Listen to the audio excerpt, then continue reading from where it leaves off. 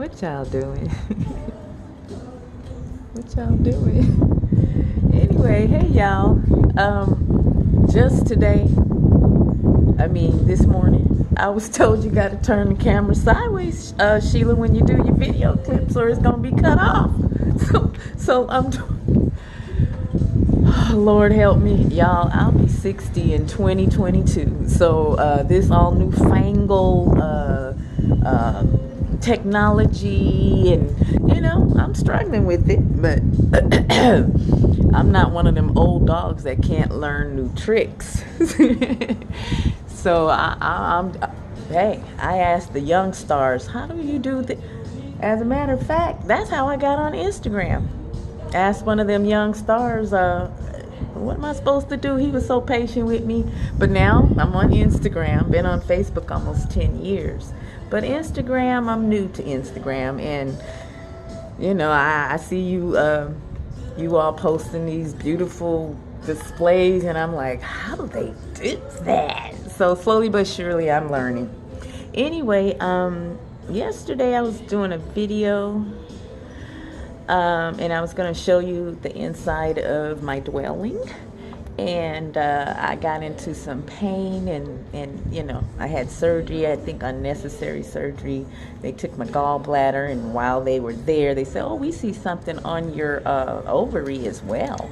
When you're dealing with the county, we at their mercy, us folks, But in the same situation, at Kaiser or somewhere where you got that medical insurance, which I used to have when I was in corporate. Yeah, I had good insurance, but those days was over in 2001, 2003, and after that,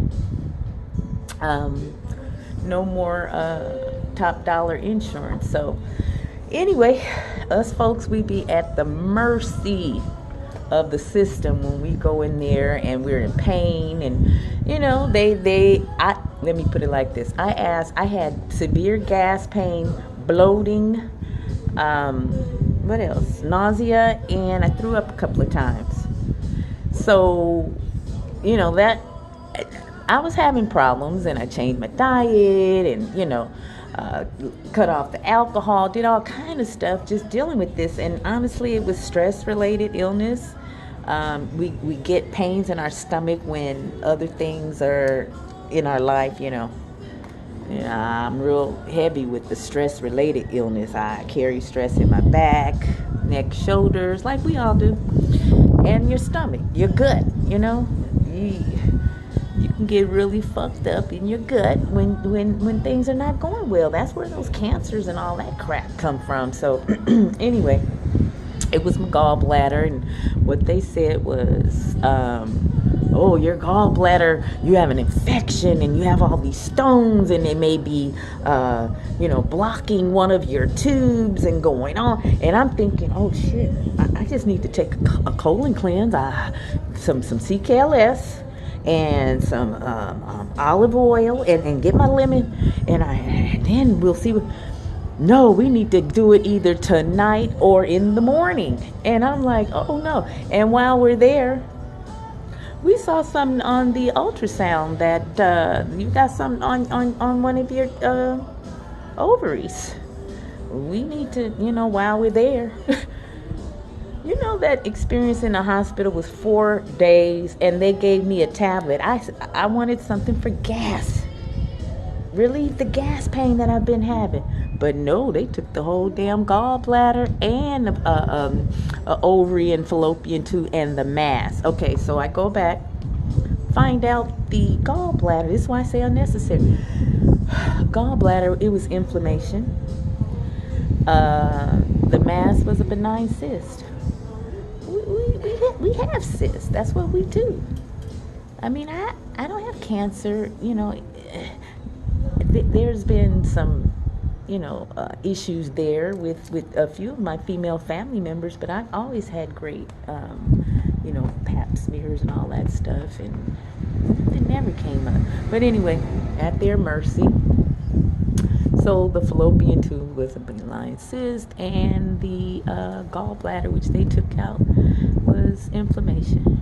Now, in a different situation with better insurance, they would have treated the pain and gave me something to, break those gallstones down.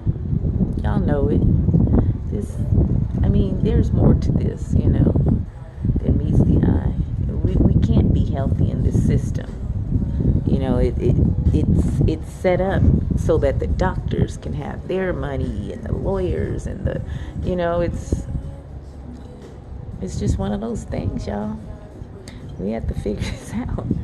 Anyway, let's get on with the tour. My philosophy is no matter where you live, because I've been posted up on Bryanhurst in South Central Los Angeles, Hyde Park District for the last 4 years. But wherever I am, I'm a ghetto girl. I go to the ghetto and I live. I subsist wherever I am. I'm very flexible. And I know how to adapt. Nevertheless, I love beauty.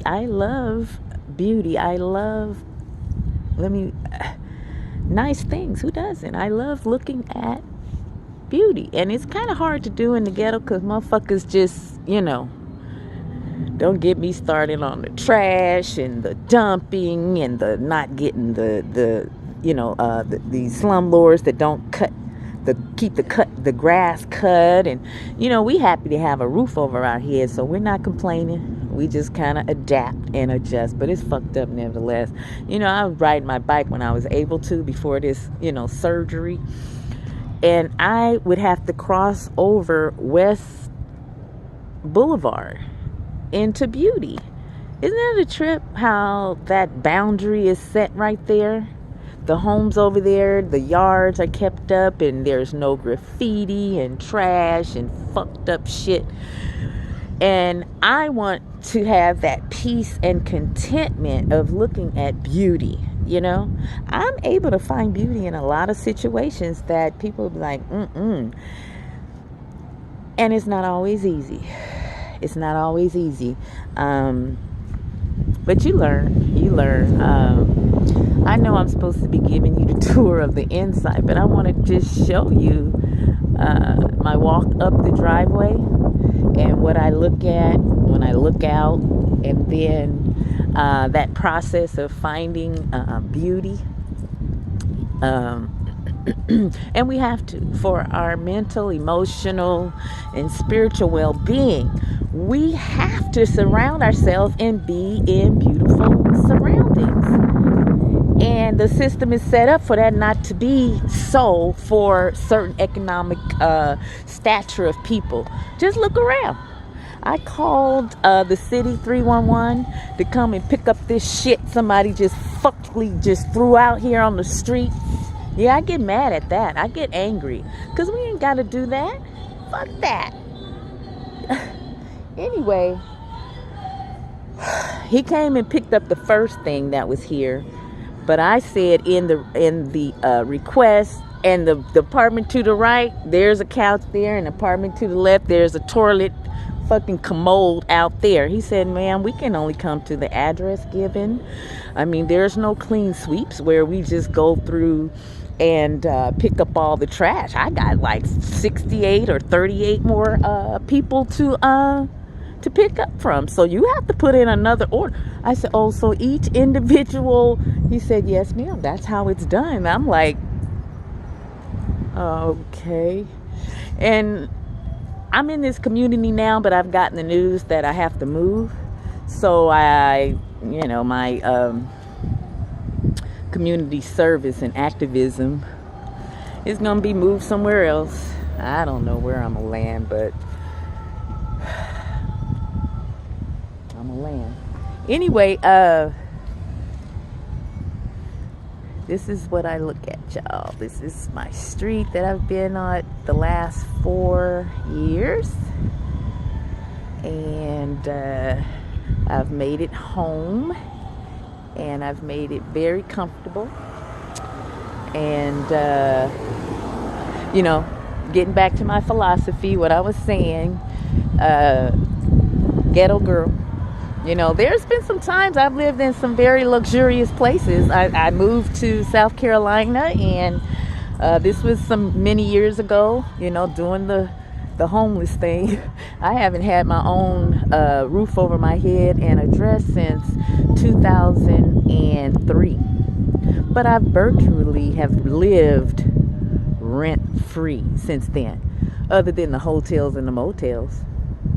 The blessings are coming because when I had my own place and was paying rent, I allowed, friends and family, friends who are like family, to come and stay with me rent free. So I've been doing caregiving and being allowed to live in the property of the loved one that I'm taking care of rent free.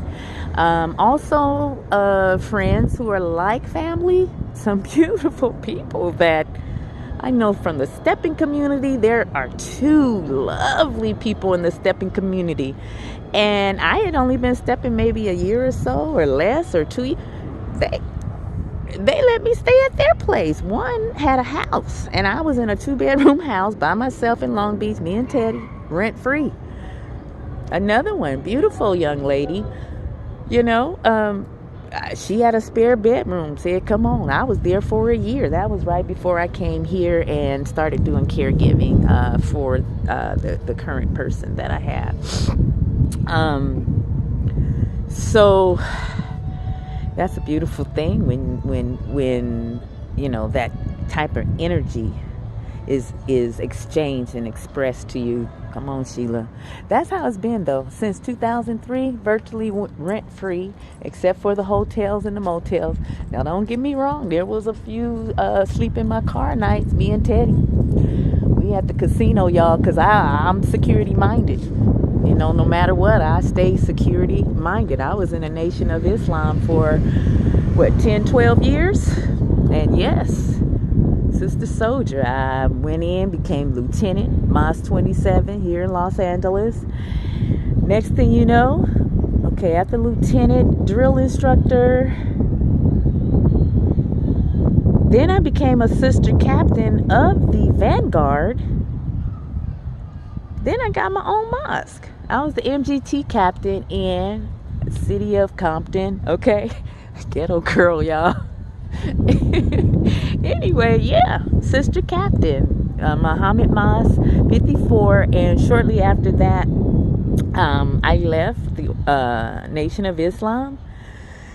I think it was about 2003. Yeah, that's when I started having so many challenges, and you know how we do. We revert back, or I wouldn't say revert back, but I just went to what works for me. I like to eat, drink, and be merry. And being merry, involves, medicinal marijuana. That's how I get merry.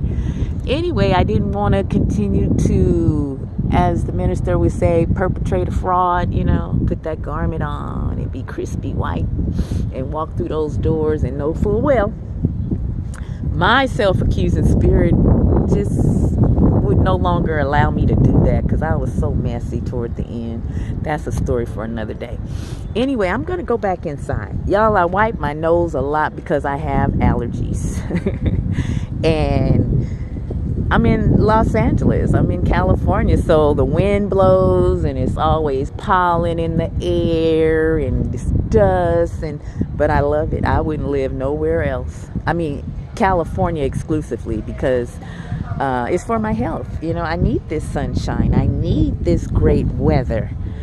And other places have all those other, types of disaster. I'd rather be shook, and roll with it and rock with it, roll and rock with it, rather than, oh shit, the hurricane about to blow the whole house off. Or the tornado or the tsunami and all that water and cold and snow, and that's depressive for me. And I always say, I'll say again, I'm off them government meds, so I have to be in a situation that's as at least depressive as possible. So here I go. Oh Lord Jesus, I gotta press where that surgery scar is, y'all. I didn't took to not wearing bras anymore because it just hurt. God damn it. God damn it. Yeah. The scar for the surgery is right here. And then these things are kind of big, long, droopy, and heavy. Let me say that. They heavy. So putting a bra on and it cuts across there. So right now I've been going braless so that they can spread open and I can have some relief. And it's like that, and that's the way it is.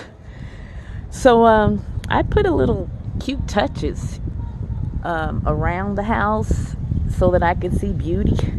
I trimmed those bushes the other day. Those not bushes, they're rose. That's rose bushes. So I trimmed them, cut off the dead. First time ever trimming. But I've done garden work. I'm not really good at it, but I'll get out there. One thing about me, I'm a hard worker, in pain and all. I don't give a fuck.